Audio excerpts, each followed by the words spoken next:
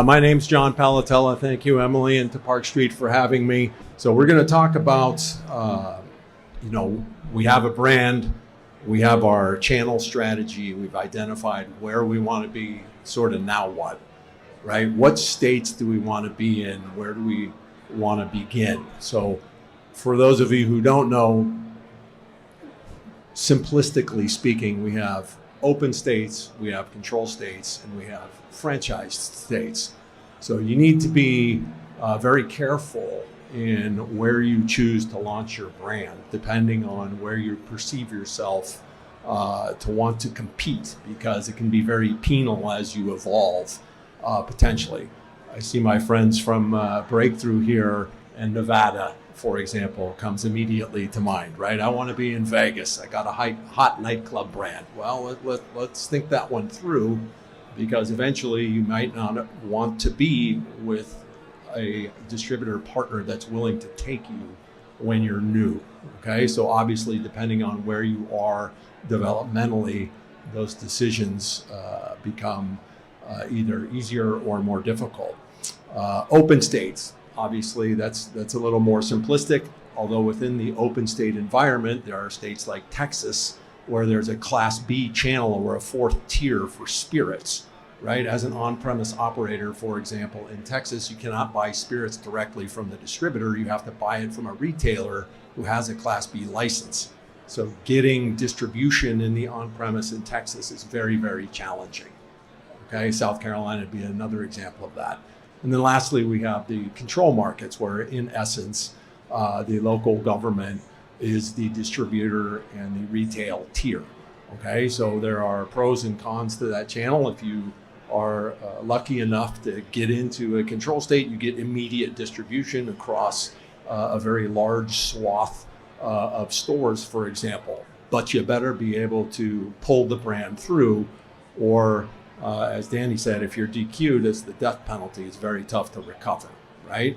And it's also very difficult to activate in the on-premise within the control environment. So your market selection needs to have some diligence to it, right? If you go to a convention like this or WSWA, and there's lots of new brands, seeking distributor representation, you really need to have some discipline.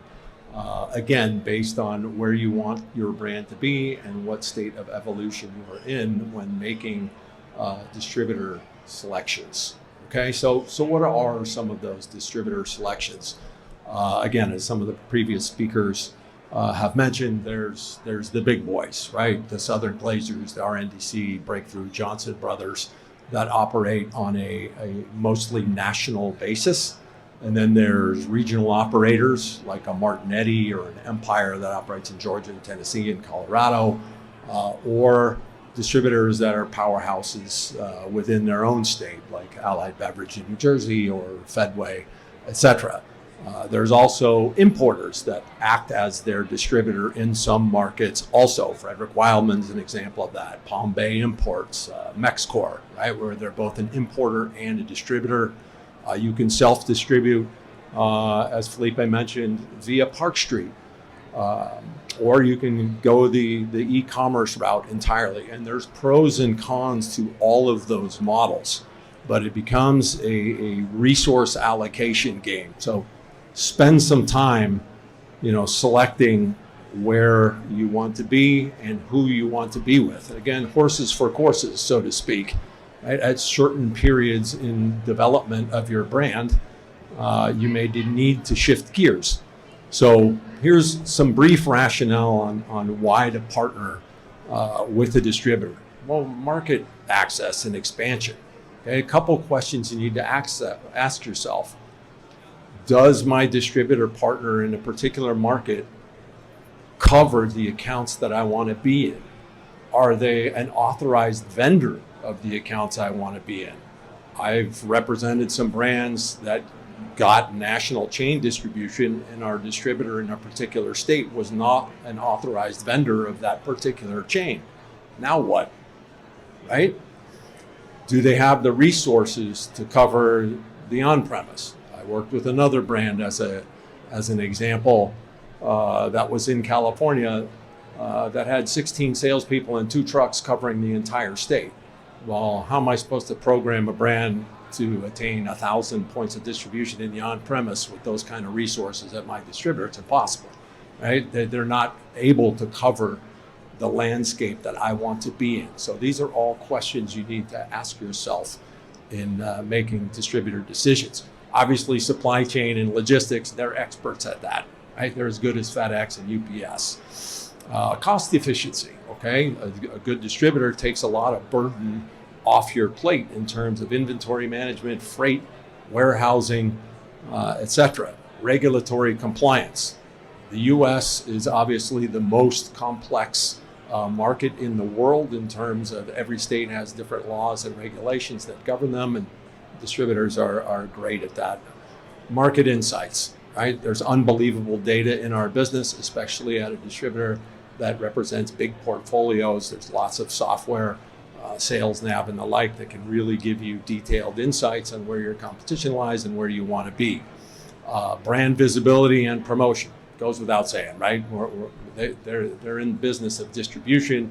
You as the marketer need to be able to market it to get pull, right? That's not their job, but they can lend insights as to what works and what doesn't based on past experiences in their market.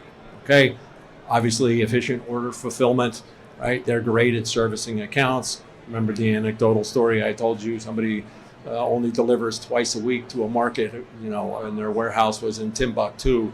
How's it going to work for will calls? An account runs out of product on a Friday that you worked really hard to get a drink or a cocktail feature or wine by the glass out. What are you going to do? Right? Who's going to cover that?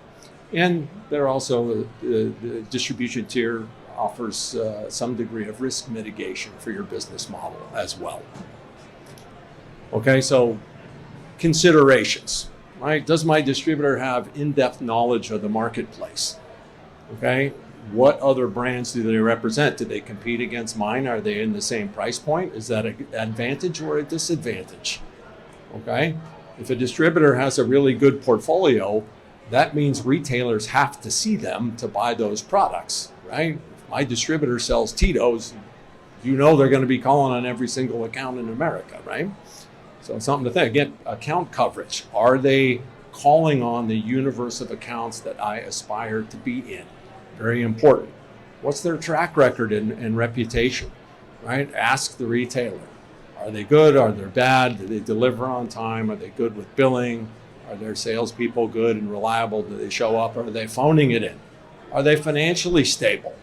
Right? Believe it or not, you have to ask those questions. Are they going to pay your bills?